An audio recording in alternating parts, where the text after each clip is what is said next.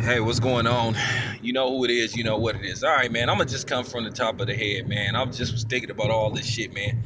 I'm gonna just combine a whole bunch of subjects in general, man. If you just seeing all this shit that's going on with, based off the impact of Colin Kaepernick's actions, he didn't even say nothing. He just, you know, he did something. And look at the reaction that he got. Look what he sparked. When I say Colin Kaepernick brought out a lot of people's true colors, you know, it's good to be right, but then again, to a certain degree, it's disappointing to be right because everything that me and others say on our video, we're proven right, and a lot of people don't want to hear that, you know. And I see every once in a while people are thumbing down my videos. That's cool. I'm still gonna do these videos. So to the person that's listening to my videos and that's thumbing them down, and I have an idea who it is, you can take your thumb and shove it up your fucking ass.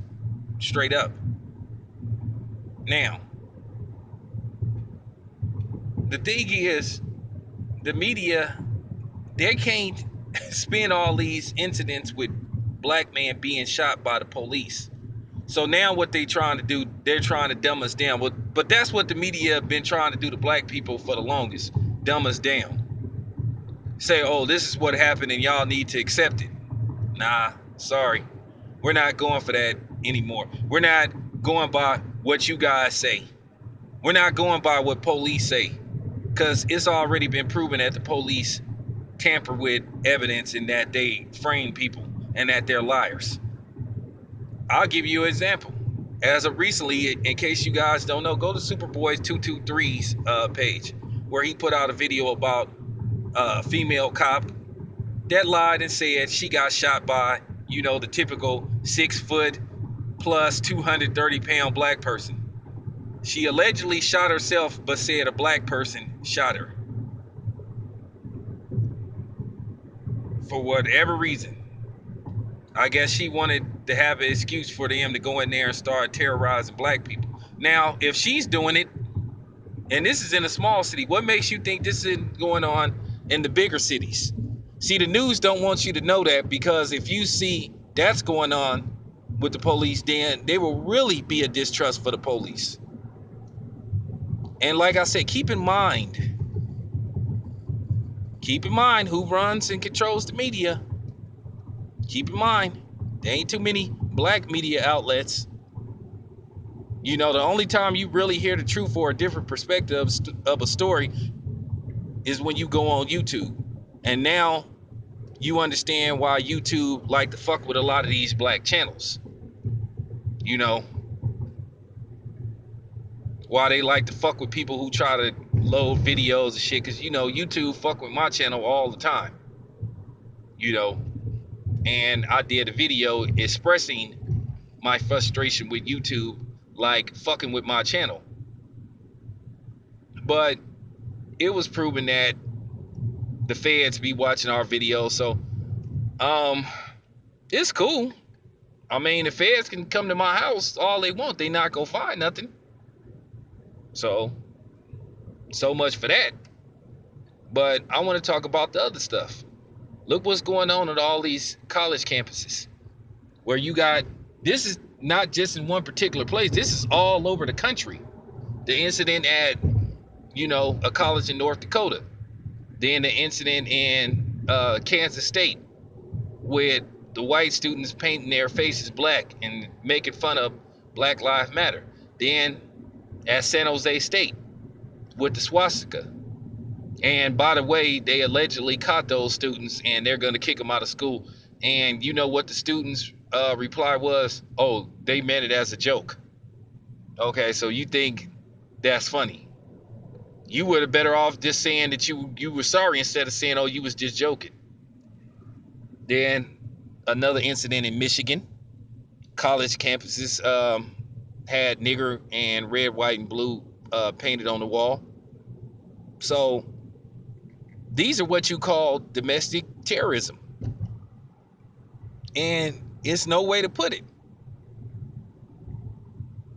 When you get death threats and getting called nigger, you know, just like the incident in Antioch, that was an act of terrorism, and that was a hate crime. You know what happened in Antioch. You guys got to stop listening to the media, but which I know most of y'all don't believe nothing that come out of the media's mouth anyway, because they already didn't prove that they have an agenda, and their agenda is to, you know, ruin the reputation of African American people, particularly African American men.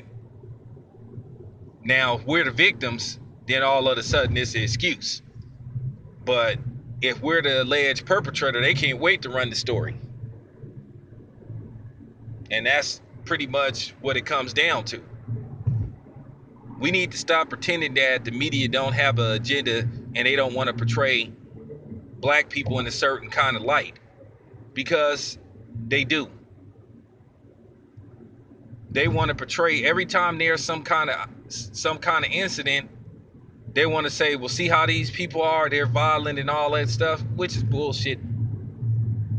We already know who the real savages is. You know, we know who the real violent people are, because even back in the days, we used to fight, you know what I'm saying? We used to fight with spears and knives. They the ones that invented guns, because they didn't want to do hand-to-hand combat.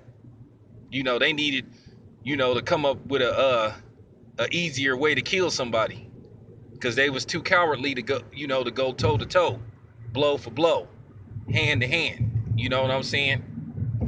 And I'm just keeping it factual. This is fact. But y'all need to wake up, man, and see what's going on. If y'all don't see all this shit that's going around you and you black, then I don't know what your problem is. You cannot deny what's going on. You can talk around it all you want and say this and that, and we shouldn't judge certain people by, well, everybody always pass a judgment on us. Everybody always judging us. People feel a certain way about us. Like I said, we are the only ones that are not allowed to voice our opinion. We are the only ones that when we speak on something that we feel isn't right, we get these looks. We get people trying to dismiss what we're saying. But like I said, once again, you know who I blame for that. All I'm saying is, as far as this shit with the cops go, I already told y'all what y'all need to do. And I mean every word of it. And if y'all got kids that's in college, y'all need to be checking on them every day. Y'all need to, especially if they're in another state, y'all need to be checking on them, telling them, don't go certain places you're not familiar with. Don't go places if a certain group of people that don't look like you, don't be at. Because no telling what could happen. And another thing, man, I'm so tired of people throwing up Chicago and all that type of shit. Like I said, there ain't really no such thing as no black on black crime. Just like they ain't really, you know what I'm saying? Because if that's the case, what about white on white crime? But people got to understand, black people not killing each other because they're black. It's other things. And whether you like it or not, you are a product of your environment. When you used to being disenfranchised and not getting certain opportunities, you're going to have a certain mentality. If you always have everybody looking down on you. And then based off that law that they passed in, well, not law, but based off that lady losing that lawsuit in Alabama about her dreads, that further shuts the door on opportunity for us. So I don't want to hear that stuff. They sit up there and say, oh, well, you all had the opportunity to do this. Not in every case.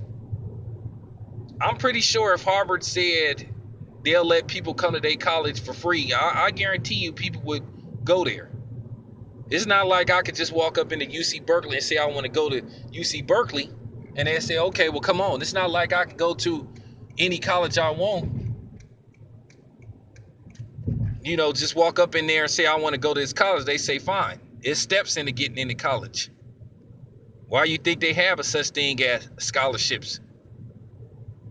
If that was the case, my son would be at Cal Berkeley right now. That's where he wanted to go, but he couldn't get in there. He had to go for what college would take him, which was Sacramento State. So I don't want to hear this shit about, and he struggled to get in there. So I don't want to hear this shit about opportunity and all that shit, because it ain't that much motherfucking opportunity. Trust me, only a chosen few can get, can get through the door. But the problem is the chosen few, when they get through the door, they don't want to help anybody else because they too busy worried about what other people gonna think. Like I said, there's been this plan for the last 20 years to try to make black people feel guilty about helping other black people. Like I said, ever since the OJ case, they started making up all these ridiculous words, the race car shit, race baiting, other shit. Because like I said, we are the only ones that white people come pointing their finger to, waving their thumb, like Matumbo. No. Don't do it like this. This is what you're not supposed to do. Like I said, they don't do that to no other races but blacks. But it's because we let them. And we've been letting them do it. As long as we continue to let them bully us and try to control us, they're going to keep doing it.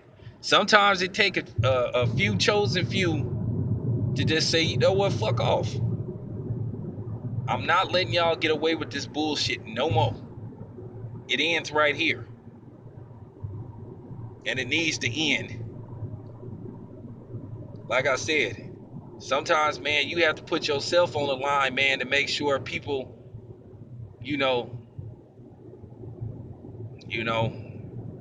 sometimes you just have to. Sometimes you have to worry about sacrifice yourself to make sure that the future is better for other people. For your descendants, for your family, for your loved ones. So, like I said, I'm willing to put myself on the front line. If I can make it better for my son and his descendants, his family in the future, then so be it. I'm out, man.